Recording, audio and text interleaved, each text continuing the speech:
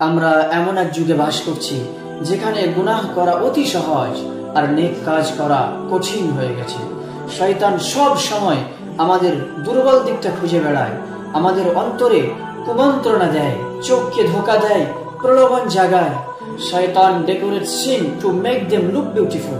শয়তান পাপকে এমন ভাবে সাজায় যেন তা খুবই আকর্ষণীয় মনে হয়। আমরা ভাবি এই তো সামান্য ছোট্ট একটা পাপ, ছোট্ট একটা দৃষ্টি, একটা মেসেজ কিংবা একবারের সাক্ষাৎ, কিন্তু এই ছোট্ট ছোট্ট গুনাহগুলোই এক সময় আমাদের অন্তরকে অন্ধকারে ঢেকে দেয়।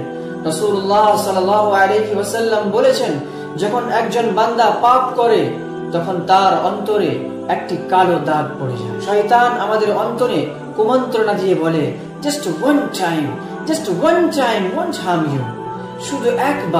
শুধু একবার করলে তো কিছুই হবে না। কিন্তু বাস্তবতা হলো সেই একবারই হতে পারে ধ্বংসের দরজা।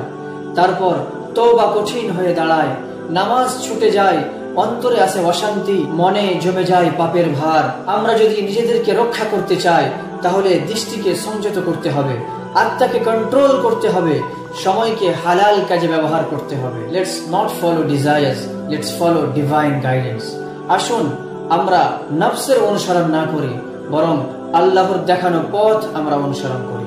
শয়তানের ফাঁদ অনেক সুন্দর মনে হয়, কিন্তু তার পরিণতি সব সময় ধ্বংস। আসুন আমরা আল্লাহর কাছে সাহায্য প্রার্থনা করি, নফসকে নিয়ন্ত্রণে রাখি আর গুনাহ থেকে বাঁচার চেষ্টা করি। এই চেষ্টাই আসলে ইবাদত, এই পথেই আছে আসল মুক্তি।